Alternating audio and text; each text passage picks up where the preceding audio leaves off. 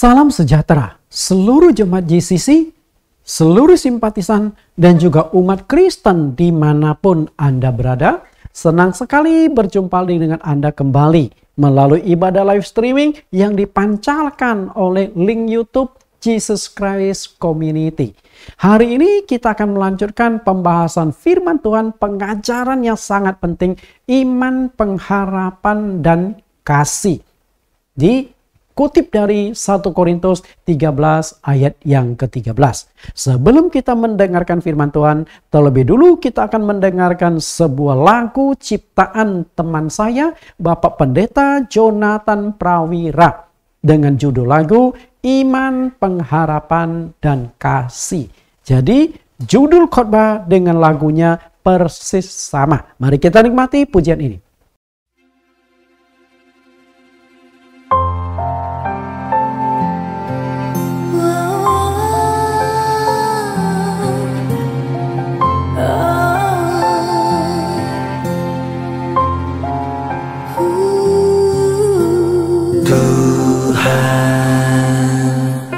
Pasti menyediakan segala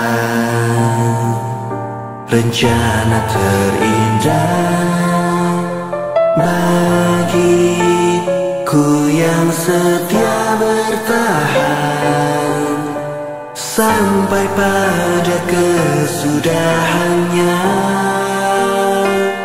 Biar ku jaga iman, pengharapan kasih selalu menyala dalam hatiku.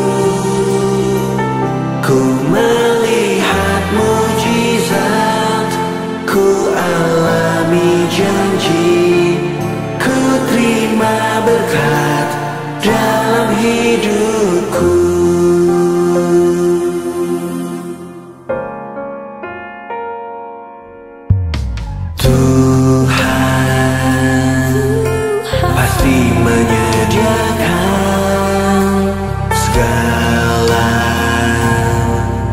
Rencana terindah bagiku yang setia bertahan sampai pada kesudahannya. Biar ku jaga iman, pengharapan kasih selalu menyala dalam hatiku. Ku melihat mujizat, ku alami janji, ku terima berkat dalam hidupku.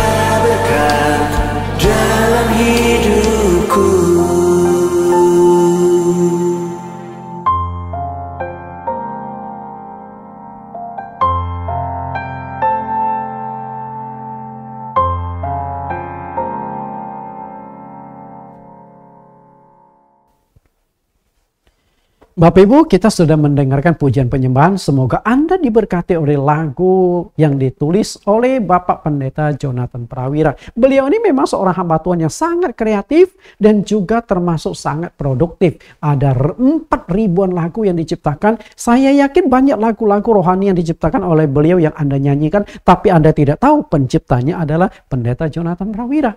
Bersyukurlah kita bisa kenalan dengan beliau. Oke, sebelum kita masuk firman Tuhan, kita akan berdoa, mohon Tuhan Yesus pimpin.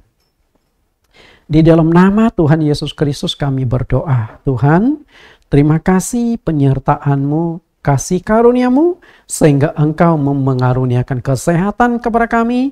Dan saat ini kembali kami akan melanjutkan sesi yang kedua dari tema iman, pengharapan, dan kasih. Mohon Tuhan berkenan membuka hati kami, pikiran, mata rohani kami, supaya apa yang kami dengar pada saat ini menuntun kami lebih memahami lagi bagaimana kekristenan yang harus kami hidupi, kami jalani, kami imani. Kami siap mendengarkan firman-Mu, terpujilah Juru Selamat kami yang hidup. Amin. Kita lihat kembali 1 Korintus pasal 13 ayat yang ke-13. Demikianlah tinggal ketiga hal ini, yaitu iman, pengharapan, dan kasih. Dan yang paling besar di antaranya ialah kasih. Bapak Ibu, iman, pengharapan, dan kasih. Perhatikan yang saya cetak warna kuning dan diberi garis bawah. Itulah yang menjadi 3 sesi pembahasan kita. Iman, pengharapan, dan kasih. Kita akan melihat sekilas tentang resume pelajaran sesi yang pertama.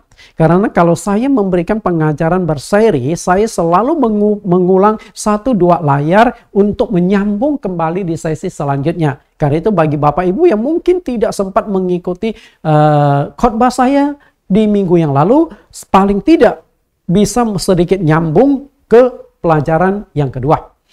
Kita lihat iman dan logika. Iman dengan logika atau pikiran seringkali bertolak belakang, tetapi tidak bisa dipisahkan satu dengan yang lain. Yang penting ialah bagaimana mensinkronkan keduanya. Bagaimana mensinkronkan iman, bagaimana mensinkronkan logika. Karena jika tidak disinkronkan, maka duanya itu akan terus bertentangan. Iman yang sehat adalah iman yang dibangun di atas logika yang dewasa. Karena itu, kalau Anda hanya mengandalkan iman tanpa diimbangi dengan logika, engkau akan timbul iman yang membabi buta. Iman dan logika. Iman adalah untuk percaya Tuhan, maka kita harus andalkan iman. Sedangkan logika diperlukan untuk membackup iman.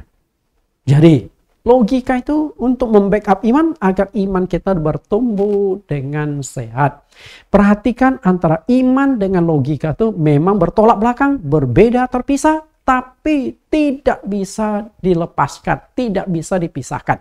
Kita lihat Ibrani 11 ayat 1. Iman adalah dasar dari segala sesuatu yang kita harapkan dan bukti dari segala sesuatu yang tidak kita lihat. Itulah iman. Penulis kitab Ibrani menjelaskan, melukiskan tentang iman itu sangat-sangat bagus. Di sini antara iman dengan logika kelihatan berdiri sendiri tapi menyatu. Di mana iman dan logika? Bukti. Kata bukti ini konotasinya adalah logika. Bagaimana Anda bisa membuktikan sesuatu hal kalau tidak menggunakan akal sehat, tidak menggunakan logika? Nggak bisa. Kemudian tidak kita lihat. Nah, inilah iman. Karena iman itu sesuatu yang kita harapkan, tapi apa yang kita harapkan itu belum kelihatan, belum terbukti. Ibaratnya itu Anda jatuh sakit. Anda sakit, Anda percaya nggak bahwa Tuhan sanggup menyembuhkan penyakitmu? Nah, itu tantangan iman. Kalau Anda percaya, lalu Anda berdoa. Berdoa, haleluya, haleluya, Tuhan sembuhkan. Dan waktu Anda berdoa belum tentu langsung sembuh. Penyakit Anda masih ada. Karena itu setelah berdoa sekian waktu, Anda disembuhkan secara total. Nah, terbukti bahwa Anda sudah sembuh. Jadi dengan kata lain, katakanlah Anda punya tumor nih. Anda tumor, dokter sudah cek, hasilnya rongsen sudah ada jelas, harus dioperasi. dan katanya tumor ganas. Lalu Anda berdoa, Tuhan saya yakin Engkau sanggup menyembuh, Engkau sanggup menyembuh. Setelah doa sakit lama, tumor itu hilang. Lalu Anda rongsen, hilang. Okay? Nah, apa yang Anda imani terbukti, tumornya itu hilang. Yang awalnya ada tumor itu. Nah, itu iman dan pembuktian. Kita lihat iman, pengharapan, dan kasih. Topik yang akan kita kupas saat ini adalah topik yang kedua, pengharapan. Oke, pengharapan. Apakah pengharapan itu? Oke, apakah pengharapan itu? Yang namanya harapan, semua orang itu pasti punya pengharapan. Dan ketika membahas tentang pengharapan, kita harus melihat manusia itu secara utuh atau secara keseluruhan. Oke, secara utuh. Dalam Alkitab dijelaskan bahwa manusia yang hidup dan utuh itu terdiri dari 3 unsur. 1 Tesalonika 5 ayat 23. Kita lihat ketiga unsur tersebut. 1 Tesalonika pasal 5 ayat yang ke-23.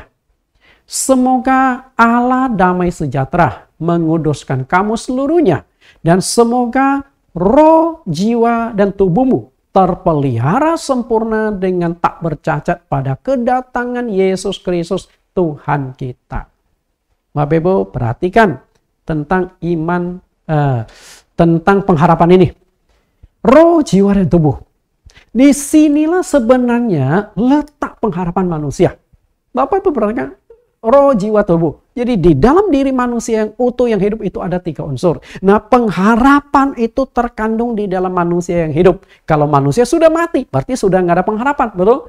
Nah, kalau manusia masih hidup, berarti manusia itu masih ada pengharapan. Lalu pengharapan tersebut mencakup 2 aspek. Apa itu? Pengharapan secara jasmani, itu bicara tubuh.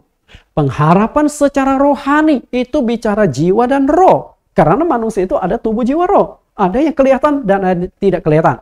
Jadi yang kelihatan adalah tubuh jasmani, yang tidak kelihatan adalah jiwa dan roh. Tapi walaupun berdiri sendiri, tapi tidak bisa dipisahkan. Kalau Anda pisahkan, maka matilah orang itu. Sama seperti iman dengan logika tidak bisa dipisahkan. Harus tetap sejalan. Kita lihat, pengharapan secara jasmani ada di dunia. Karena jasmani itu ada di dunia. Setelah mati, jasmani kan nggak bisa dibawa ke sorga. Pengangkatan pun nggak ada kaitan dengan tubuh jasmani. Jadi pengharapan di dunia itu bersifat jasmani. Kemudian pengharapan di sorga atau di akhir itu bersifat rohani. Karena roh kita yang akan ke sorga. Bukan tubuh jasmani kita. Jadi ketika berbicara tentang pengharapan itu seharusnya ada 2. Pengharapan di dunia dan pengharapan di akhirat. Jadi jelas ya Bapak Ibu? Yang namanya pengharapan itu harus mencakup 2 aspek di dunia dan akhirat. Namun di dunia ini banyak orang yang tidak percaya kepada Tuhan. Boleh dikatakan tentang Tuhan dari 8 manusia terbagi menjadi 2 kelompok. Ateis dan teis. Percaya Tuhan dan tidak percaya Tuhan. Nah, kita lihat percaya Tuhan dan tidak percaya Tuhan. Yang tidak percaya Tuhan, pengharapan mereka itu adalah di dunia. Karena mereka nggak percaya ada sorga, nggak percaya ada neraka, nggak percaya adanya Tuhan. Otomatis pengharapan kenapa mereka hidup itu hanya di dunia. Apa yang mereka harapkan di dunia? Mendapatkan harta kekayaan. Makanya orang-orang ateis itu kita lihat mereka tuh kerjanya tuh sangat semangat. Kerjanya tuh rajin. Karena titik penentu mereka berhasil atau tidak dalam hidup ini ditentukan mereka berhasil kaya apa enggak. Kalau mereka tidak kaya, artinya mereka gagal dalam hidup ini. Karena pengharapannya memang di dunia. Lalu mengharapkan kedudukan. Bagaimana Anda bisa dapat kedudukan? Maka engkau harus mengembangkan diri, berjuang. Sekolah, menuntut ilmu, mengembangkan diri. Dan ketika kedudukan tinggi, otomatis akan diimbangi kekayaan. Itulah pengharapan. Kemudian kesehatan. Mereka juga sadar, orang-orang yang tidak percaya Tuhan juga sadar bahwa kesehatan itu penting. Tapi bagi mereka, ketika mereka jatuh sakit, mereka tentu nggak berdoa, mereka nggak percaya Tuhan. Kemana? Ya, berobat. Ke dokter, ke sinse, ke tabib. Atau pengobatan alternatif. Biar badannya sehat. Lalu mengharapkan keluarga harmonis. Mereka juga, orang ateis belum tentu orang jahat. Okay? Orang ateis belum tentu orang jahat. Hanya di dalam otak mereka tuh tertanam satu konsep Allah itu nggak ada. Belum tentu orang ateis itu orang jahat. Karakternya belum tentu. Banyak orang yang tidak percaya Tuhan tapi karakternya baik. Okay? Humanismenya masih bagus. Jadi jangan beranggapan ateis berarti penjahat. Ateis tidak percaya Tuhan berarti orang jahat. Enggak. Jadi harus bedakan konsep pikiran. Nah, kemudian yang percaya Tuhan. Oke, apakah salah orang-orang yang percaya Tuhan juga mengharapkan sama seperti yang diharapkan oleh orang-orang dunia? Artinya, orang yang percaya Tuhan boleh punya kedudukan tinggi nggak? Boleh mendapatkan kekayaan nggak? Punya harapan supaya diberkati menjadi kaya raya? Kemudian berharap kesehatan, lalu keluar harmonis? Jawabannya adalah boleh. Oke, boleh. Karena itu orang Kristen, orang percaya Tuhan atau tidak percaya Tuhan pasti sama-sama punya pengharapan di dunia. Tapi Tuhan maunya kita jangan hanya harapannya di dunia, tapi juga punya pengharapan di akhirat. Nah, ini orang yang percaya Tuhan, ada tambahan, ada plusnya. Plusnya adalah nanti setelah mati dia diselamatkan lalu masuk sorga. Bukan hanya itu, di sorga dia mendapatkan upah dan kemuliaan. Makanya semua agama itu mengajarkan engkau harus aktif di agamamu, harus berjuang di agamamu, nanti engkau dapat upah dan kemuliaan di sorga. Karena kita percaya setelah mati ada satu tempat yang disediakan Tuhan untuk kita. Oke, kemudian pengharapan yang ditawarkan oleh Tuhan Yesus. Nah, ini yang saya suka sekali. Tuhan Yesus itu luar biasa. Dia memberikan tawaran bukan hanya di dunia tapi di sorga. Ada dua. Jadi di dunia pun Tuhan memberikan tawaran. Kita lihat sukses di dunia dan sukses di sorga. Oke, sukses di dunia dan sukses di sorga. Kalau disuruh pilih, Bapak Ibu, kalau disuruh pilih, Anda mau mana? Okay. Sukses di dunia artinya di dunia Anda berhasil. Punya kedudukan tinggi, punya banyak kekayaan, keluarga harmonis, badanmu sehat. Tapi setelah mati masuk neraka. Itu pilihan pertama. Pilihan yang kedua. Engkau di dunia hidup miskin, melarat, dan setelah mati masuk surga. Seperti Lazarus dengan orang kaya itu.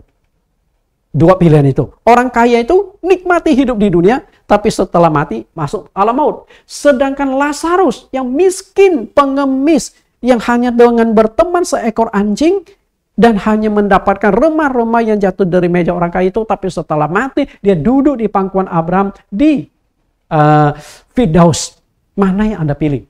Mau jadi mau jadi orang kaya atau jadi Lazarus? Anda pilih mana? Saya yakin, pasti Anda berkata, saya mau dua-duanya Pak Pendeta. Saya juga pilihan seperti Anda. Dan Tuhan Yesus tawarkan, kita lihat tawaran Tuhan Yesus. Matius pasal 6 ayat 33.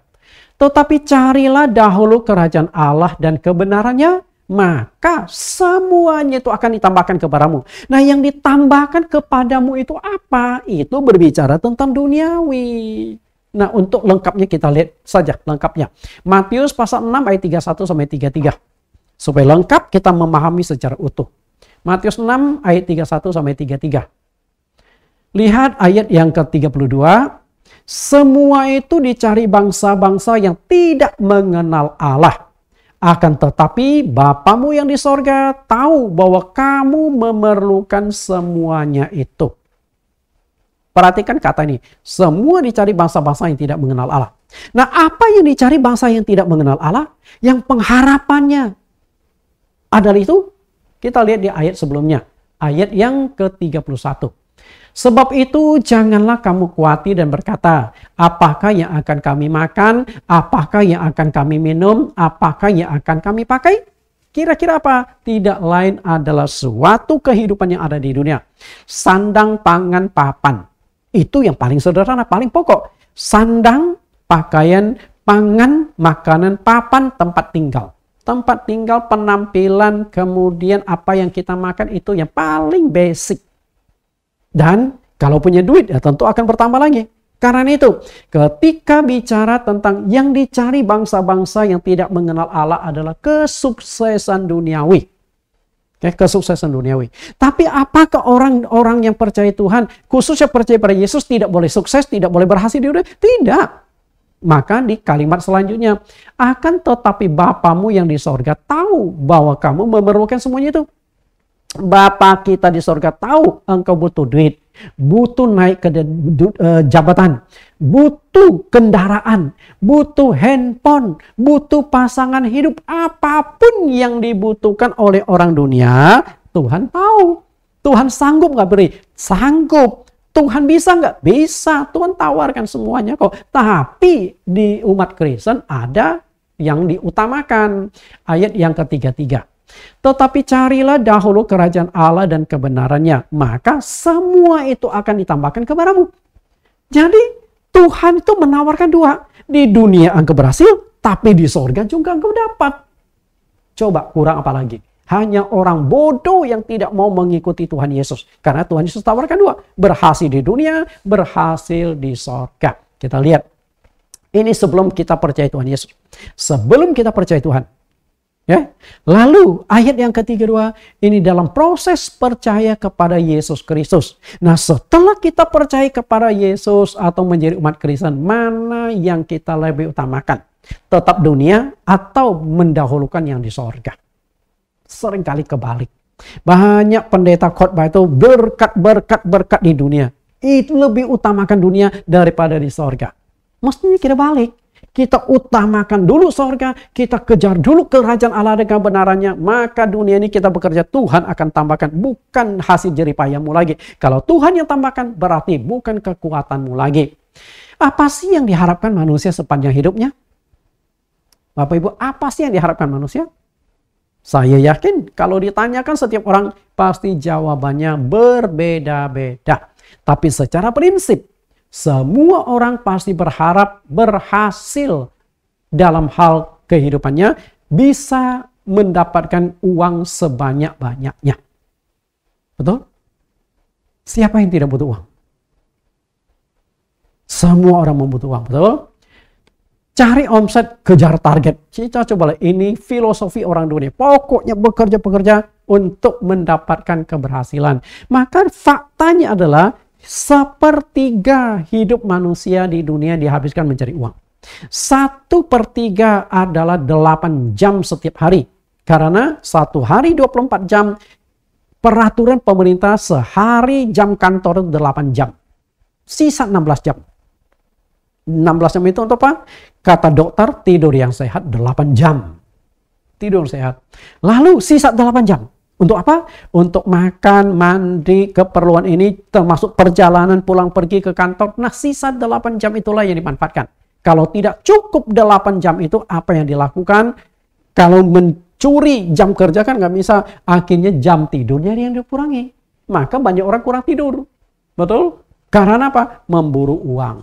Saya punya kenalan seorang yang untuk kerja itu gila-gilaan. Gila kerja.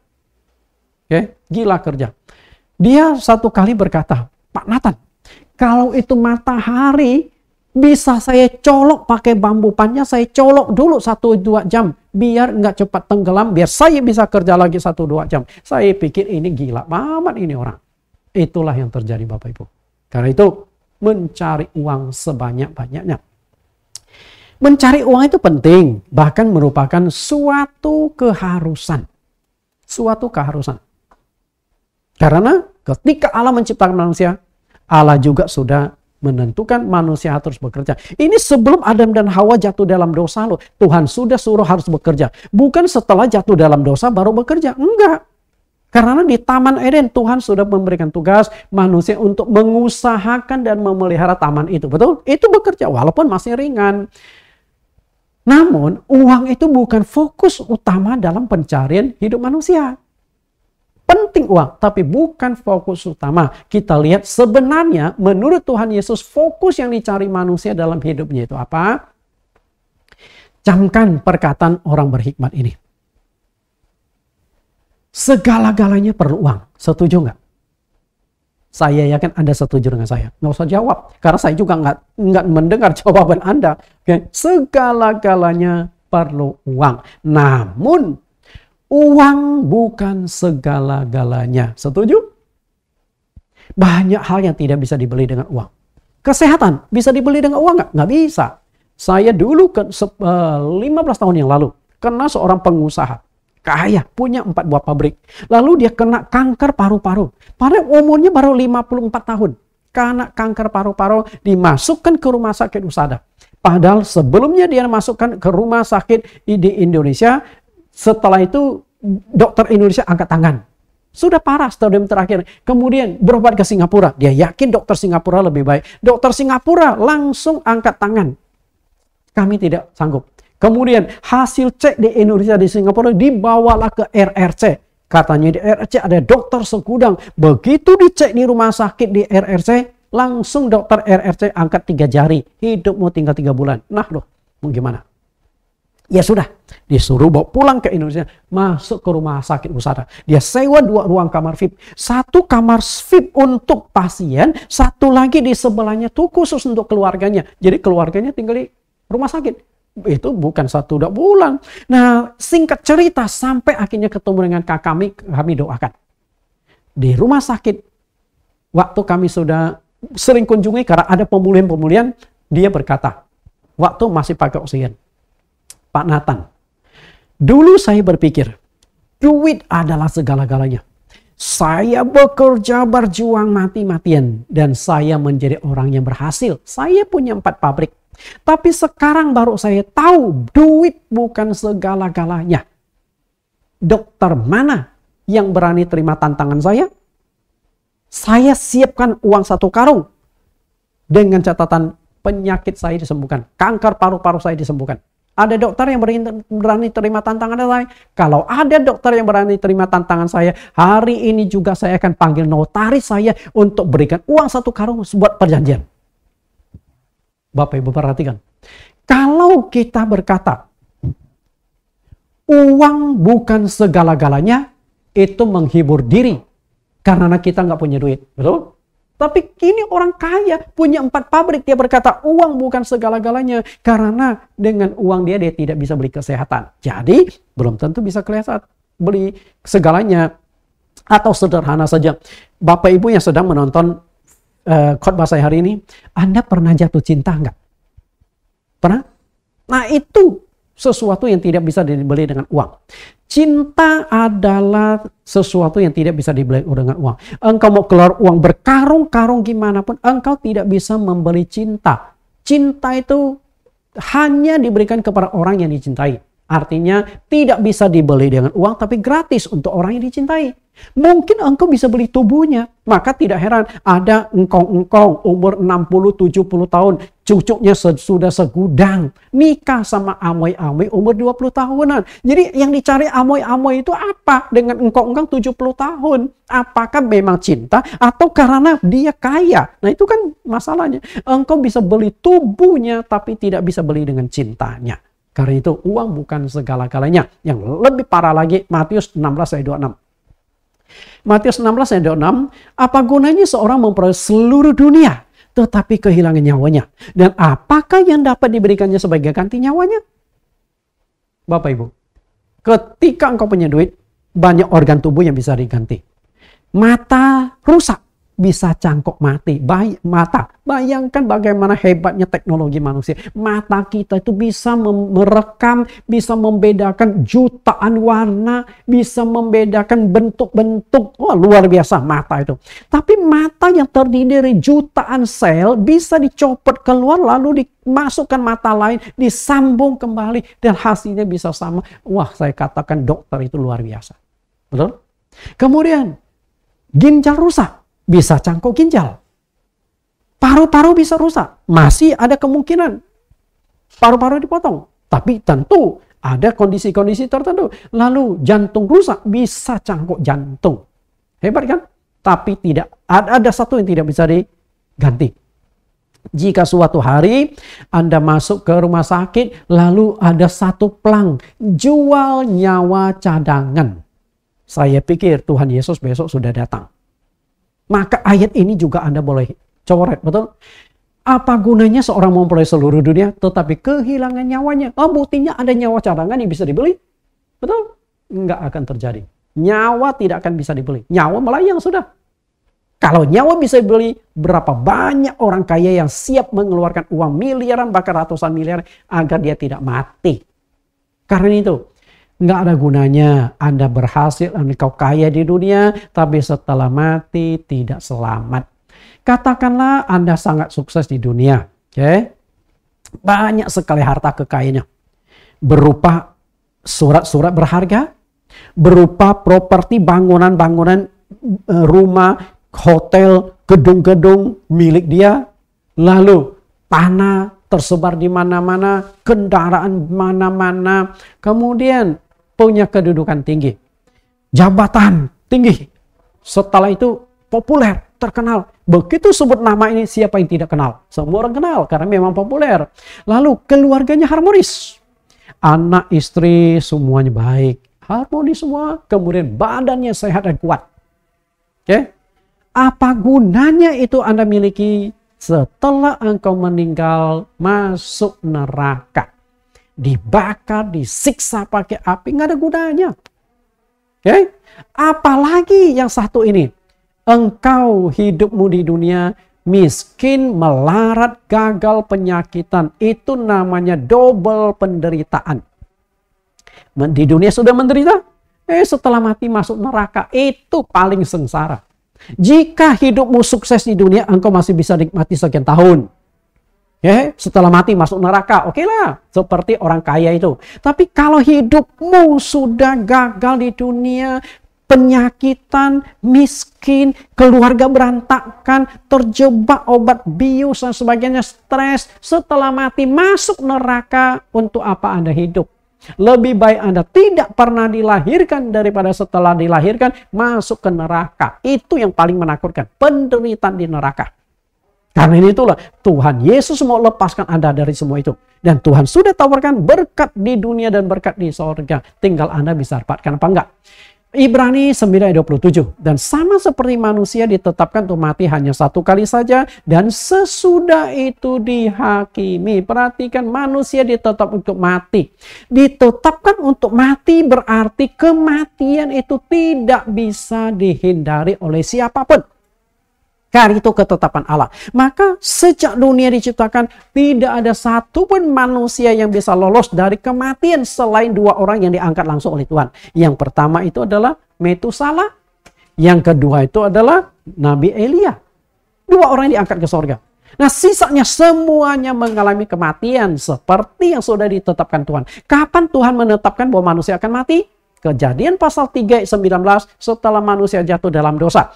Datanglah firman Tuhan, dengan berjerih lelah engkau akan mencari rezekimu seumur hidupmu, karena engkau dari tanah, maka engkau akan kembali menjadi tanah. Kematian adalah ketetapan Tuhan. Tapi setelah mati, bukan habis perkara.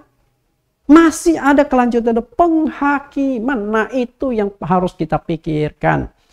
Kita hanya punya satu nyawa, tidak ada nyawa cadangan. Sayangi nyawamu, pelihara nyawamu, selamatkanlah nyawamu. Jangan sampai satu nyawa ini kemudian hilang. Karena itulah Tuhan Yesus tawarkan ketika berbicara pengharapan itu, pengharapan sukses di dunia dan sukses di sorga. Jadi ketika berbicara pengharapan itu, orang Kristen punya dua pengharapan. Sukses di dunia dan sukses di sorga. Jika engkau hanya pengharapannya di dunia saja, kasihan sekali. Dikatakan oleh Paulus 1 Korintus 15 ayat 19. Jikalau kita hanya dalam hidup ini saja menaruh pengharapan pada Kristus, maka kita adalah orang-orang yang paling malang dari segala manusia. Jika hanya di dalam hidup ini saja kita menaruh harapan, maka kita adalah orang yang paling kasihan. Paling kasihan artinya orang yang paling malang. Yang hanya berhasil di dunia, tapi setelah meninggal tidak masuk surga. Untuk apa? Kalau begitu, engkau harus berjuang, engkau harus berusaha. Bukan hanya di dunia saja engkau sukses, tetapi juga nanti di sorga pun engkau harus mendapatkan kesuksesan. Nah, itu baru lengkap. Karena itu, Tuhan Yesus menawarkan dua-duanya. Iblis berusaha menawarkan kerajaan dunia agar Anda terlena dan kehilangan kerajaan sorga. Kan itu berbagai macam cara iblis akan tawarkan kenikmatan-kenikmatan dunia agar engkau terlena dan engkau kehilangan kerajaan sorga. Dan hal itu terbukti ketika Tuhan Yesus dicobai oleh iblis di padang gurun. Kita lihat ketika iblis dicobai di padang gurun, Yesus juga ditawarkan hal itu. Matius 4 ayat 8. Dan iblis membawanya pula ke atas gunung yang sangat tinggi dan memperlihatkan kepadanya semua kerajaan dunia dengan kemegahannya. Perhatikan tawaran dari iblis. Memperlihatkan kepada Yesus semua kerajaan dunia dan kemegahannya. Di dalam kerajaan dunia, di dalam kemegahan dunia sudah terkandung duit atau kekayaan, harta kekayaan, lalu kedudukan, popularitas, kenikmatan-kenikmatan lain ditawarkan oleh iblis. Dari sini kita belajar bahwa Tuhan kita saja ditawarkan, dibujuk dengan kesuksesan di dunia, apalagi kita.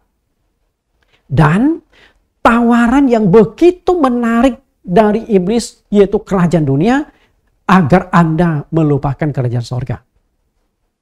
Dan syarat dari iblis juga sangat ringan. Anda tahu nggak? Syarat dari iblis juga sangat ringan agar engkau bisa nikmati itu. Syaratnya apa? Lihat ayat yang ke-9. Ayat 9, dan berkata kepadanya, semua itu akan kuberikan kepadamu jika engkau sujud menyembah aku. Sederhana sekali. Hanya tinggal sujud menyembah iblis, maka itu akan menjadi milikmu. Nggak usah berceri lelah lagi. Nggak usah susah-susah lagi. Gampang ya. Itulah. Tapi Anda harus menjual jiwa Anda. Pergi ke dukun, cari kekayaan. Bapak Ibu yang saya kasihi, kesibukan mengejar kesuksesan dan kekayaan dunia, seringkali kita mengabaikan keselamatan. Karena kita hanya menaruh pengharapan kita di dunia. Tidak menaruh pengharapan kita di sorga. Padahal Tuhan Yesus sudah katakan, di mana hartamu ada, di situ hatimu ada. Maka simpanlah harta-harta di sorga. Jangan simpan ke dunia. Karena di dunia ngengat dan karat akan menghabiskannya. Kita lihat apa yang dikatakan Raja Salomo. Pengkhotbah 5 ayat 18-19. Setiap orang yang dikaruniai Allah kekayaan dan harta benda dan kuasa untuk menikmatinya. Untuk menerima bahagianya dan untuk bersuka cita dalam jeripayanya. Juga itu pun karunia Allah. Ayat 19, tidak sering ia mengingat umurnya karena Allah membiarkan dia sibuk dengan kesenangan hatinya. Engkau berhasil di dunia, tapi Anda sadar nggak bahwa keberhasilan dunia akan membuat engkau sibuk? Masih ada waktu nggak? Perkataan Tuhan, cari dahulu kerajaan Allah dan kebenarannya. Masih bisa engkau jalankan? Engkau sudah tidak bisa lagi karena sudah terlalu sibuk menikmati hasilnya, berjuang ini itu kontrak sini kontrak sana. Saking sibuknya engkau sudah tidak ada waktu lagi mengejar keselamatan. Makanya Salomo berkata, tidak sering ia mengingat umurnya. Sementara umurnya bertambah, sudah sampai tua lupa mengurus masalah kehidupan yang akan datang. Berapa banyak orang yang sudah tua masih sibuk bekerja. Dia bukan kekurangan tapi sibuk bekerja ini, bekerja itu. Lupa bahwa suatu saat dia akan mati. Padahal Tuhan sudah ingatkan kita. Masih di dalam kitab Pengkhotbah. Lihat pasal 12 ayat yang pertama. Pengkhotbah 12 ayat 1. Ingatlah akan penciptamu pada masa mudamu. Sebelum tiba hari-hari yang malang dan mendekat tahun-tahun yang kau katakan tak ada kesenangan bagiku di dalamnya. Jadi waktu masih muda, engkau sudah harus mencari Tuhan. Cari dahulu kerajaan Allah dan kebenarannya. Itulah pengharapan yang terbesar. Keselamatan, bukan yang ada di dunia. Karena itulah sesibuk apapun Anda mengejar kesuksesan di kerajaan dunia, Anda harus tetap mendahulukan kerajaan Allah. Seperti yang dipesankan oleh Tuhan Yesus di Matius pasal 6 ayat yang ke-33 yang sudah kita bahas. Lihat kembali Matius 6 ayat 33. Carilah dahulu kerajaan Allah dan kebenarannya, maka semua itu akan ditambahkan kepadamu. Itulah pengharapan yang Tuhan berikan di dunia dan di sorga. Kerajaan dunia. Apa itu kerajaan dunia? Kerajaan sorga, kerajaan Allah. Apa itu kerajaan Allah dan apa itu kerajaan kebenaran Allah? Kita lihat sedikit lagi. Kerajaan Allah. Yang namanya kerajaan Allah, terbentuknya sebuah kerajaan harus memenuhi 3 unsur. Yang pertama, ada wilayah. Sebuah kerajaan tidak akan bisa berdiri kalau tidak ada wilayah. Engkau bisa sewa tempat, bisa sewa ruko, bisa sewa tanah. Tapi negara nggak bisa sewa. Negara itu harus permanen. Karena itu bagaimana mau membangun sebuah negara, tapi tanah di mana tempat tinggalnya itu adalah hasil sewaan, nggak bisa. Jadi harus ada wilayah. Nah, kalau ada wilayah, tidak ada rakyat, maka itu menjadi hutan belukar. Maka unsur kedua adalah harus ada rakyat. Ada wilayah, ada rakyat.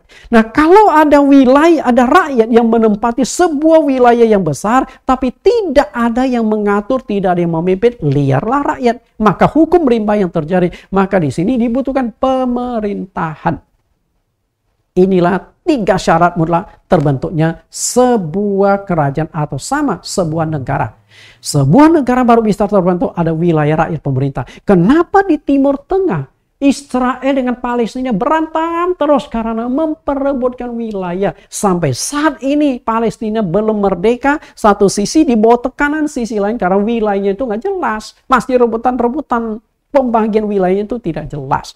Karena itu wilayah rakyat pemerintah. Nah, ini saya sudah pernah khotbahkan di topik-topik yang lain. Saya tidak akan pertajam, tapi saya akan mengupas ini sedikit. Rakyat.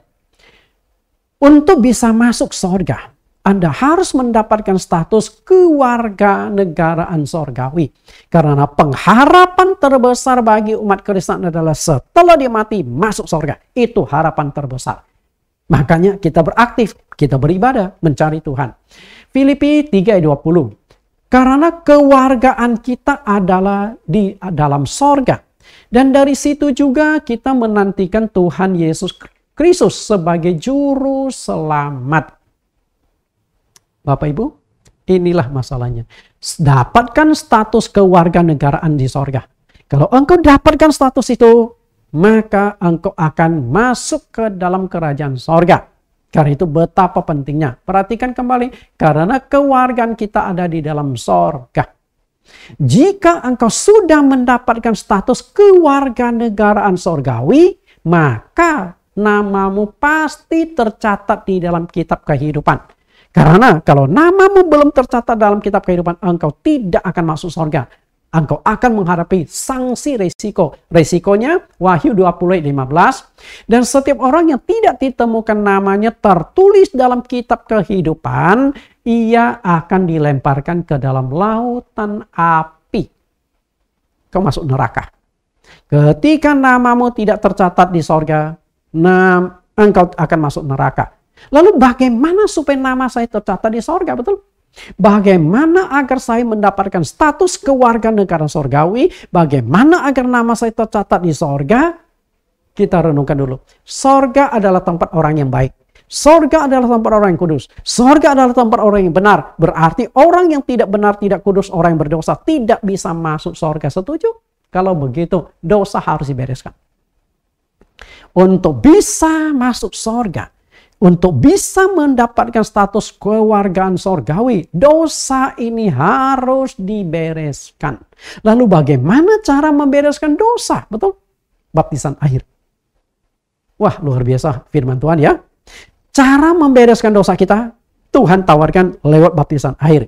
Karena dosa adalah satu-satunya yang merintangi Anda masuk surga. Karena itu Anda harus dibaptis. Kita lihat kuasa baptisan untuk menyelesaikan dosa. Lukas 3:3. Maka datanglah Yohanes ke seluruh daerah Yordan dan menyerukan, bertobatlah dan berilah dirimu dibaptis dan Allah akan mengampuni dosamu. Lukas 3:3, perhatikan yang saya cetak merah dan juga garis bawah. Dibaptis dan Allah akan mengampuni dosamu. Bandingkan Kisah Rasul pasal 2 ayat 38. Jawab Petrus kepada mereka, bertobatlah dan hendaklah kamu masing-masing memberi dirimu dibaptis dan Allah akan mengampuni dosamu. Maka kamu akan menerima karunia Roh Kudus. Perhatikan ini cetak merah garis bawah, dibaptis untuk pengampunan dosamu. Perhatikan satu ayat lagi, Kisah Rasul pasal 20 ayat 16. Dan sekarang mengapa engkau masih ragu-ragu? Bangunlah, berilah dirimu dibaptis dan dosa-dosamu disucikan sambil berseru kepada nama Tuhan. Jelas sekali Tuhan memberikan solusi menyelesaikan dosa agar engkau bisa masuk surga, yaitu baptisan air. Masalahnya adalah seiring dengan munculnya banyak sinode gereja di dunia, muncul pula model-model baptisan berbeda satu dengan yang lain. Lihat gambar bahkan berikut ini. Saya akan sajikan sekilas. Ini macam-macam baptisan. Secara prinsip baptisan itu ada 4 aspek. Cara, tempat, sebutan, sikap. Cara baptisan ada 3. Baptisan percik salam bendera yang dijalankan di dunia ya. Lalu tempat baptisan ada sungai, kolam laut, dan kolam terbagi lagi kolam renang, kolam gereja di bak berisi air. Kemudian sebutan dalam baptisan dalam nama Bapa, Anak, Roh Kudus. Dan satu lagi dalam nama Tuhan Yesus Kristus. Oleh banyak pendeta karena dua-duanya ada dasar Alkitab. Baptisan dalam nama Bapa, Anak, Roh Kudus dicatatkan di Matius 28 ayat 19. Baptisan dalam nama Tuhan Yesus dicatatkan 3 kali di Kisah Rasul pasal yang kedua ayat 38. Kemudian Kisah Rasul pasal yang ke-10 ayat 48. Kisah Rasul pasal 19 ayat yang ke-5 di dalam nama Yesus Kristus. Tapi oleh banyak pendeta bingung lalu digabung. Hasil penggabungannya adalah ini. Dalam nama Bapa dan Anak dan Roh Kudus, ya ini Tuhan Yesus Kristus. Dan versi ini tidak ada di Alkitab. Waktu dibaptis, apakah diselamkan ke depan atau diselamkan ke belakang? Nah, pertanyaan saya adalah, apakah macam-macam baptisan ini boleh-boleh saja, sah saja di mata Tuhan? Rasul Paulus menjelaskannya di Efesus pasal 4 ayat 5. Satu Tuhan, satu iman, satu baptisan. Artinya adalah jika Tuhan itu hanya satu, nggak mungkin Tuhan yang satu ini akan memberikan macam-macam baptisan. Karena itu baptisan sangat menentukan keselamatan. Jika baptisanmu keliru, hati-hati, perbaikilah. Lalu yang kedua, carilah kebenarannya. Untuk mendapatkan kerajaan Allah atau masuk surga, terlebih dulu Anda harus temukan kebenaran Allah. Jika engkau belum temukan kebenaran Allah, maka engkau tidak akan temukan kerajaan Allah. Itu kesatuan. Ibaratnya, kalau Anda mau buka gembok, Anda harus dapatkan kunci dulu. Katakanlah di sini ada 10 kunci, gembok hanya 1. Anda harus temukan dari 10 kunci ini mana yang cocok dengan gembok.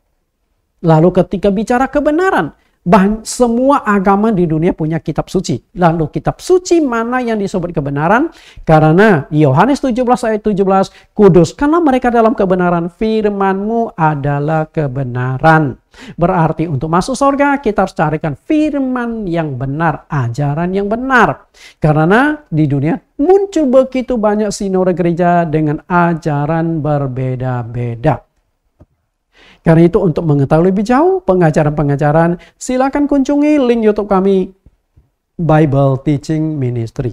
Masalah baptisan, perjamuan kudus, Roh Kudus, dan lain sebagainya sudah saya jelaskan panjang lebar di Bible Teaching Ministry. Tinggal Anda cari, Anda temukan, Anda renungkan. Tuhan Yesus berkati. Kita tundukkan kepala kita berdoa. Di dalam nama Tuhan Yesus kami berdoa. Tuhan, terima kasih di sesi yang kedua sudah kami bahas iman, pengharapan, dan kasih. Pengharapan yang Engkau tawarkan ke kami, sukses di dunia dan sukses di sorga. Itulah pengharapan. Karena jika kami hanya menaruh pengharapan kami di dunia kami diberkati, di dunia kami banyak kekayaan, di dunia kami populer, di dunia kami dikenal, dan di dunia kami bahagia, keluarga harmonis, badan kami sehat, tidak ada gunanya jika setelah kami meninggal masuk neraka. Karena itulah melalui Matius pasal 6 ayat 33 engkau menawarkan pengharapan yang terpenting bagi kami, kerajaan Allah dan kebenarannya, maka semua itu akan ditambahkan kepadamu. Artinya engkau menghendaki kami sukses di dunia dan juga sukses di sorga. Semoga kebenaran yang kami pelajari pada hari ini menjadi pengharapan terbesar bagi kami. Di dunia kami berhasil, setelah meninggal kami bisa mendapatkan upah dan kemuliaan di sorga. Demikian doa permohonan kami di dalam nama Tuhan Yesus Kristus. Amin. Bapak Ibu, kita akan bertemu di minggu depan dengan topik kasih. Iman, pengharapan, kasih. Karena ini 1 Korintus 13 ayat 13 memang 3 sesi kupasan. Minggu depan kita akan mengupas kasih. Apa itu kasih dan bagaimana aplikasi tentang kasih. Tuhan Yesus berkati.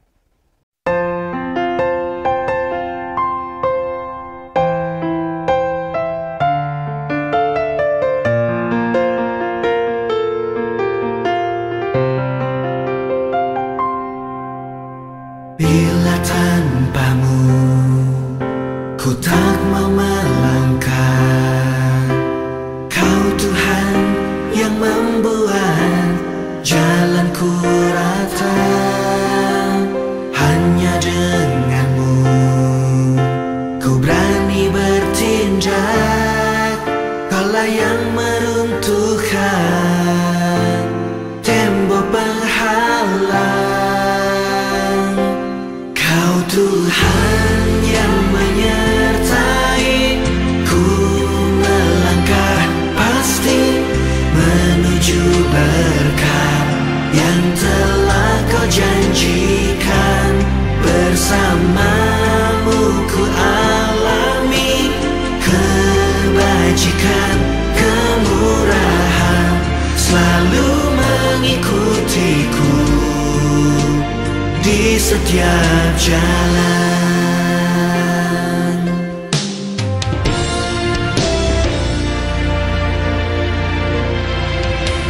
Hanya denganmu ku berani bertindak, Kaulah yang meruntuhkan tembok penghalang. Kau Tuhan yang menyertai ku melangkah pasti menuju berkat yang telah Kau janjikan. Bersamamu ku alami kebajikan, kemurahan selalu mengikutiku di setiap jalan.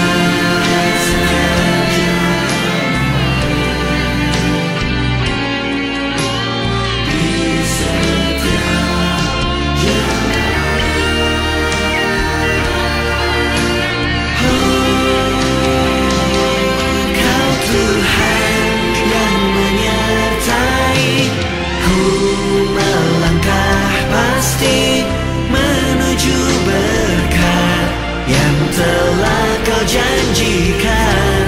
Bersamamu ku alami kebajikan, kemurahan selalu mengikutiku di setiap jalan. Ku melangkah pasti menuju berkat yang telah Kau janjikan. Bersamamu ku alami kebajikan, kemurahan selalu mengikutiku di setiap jalan.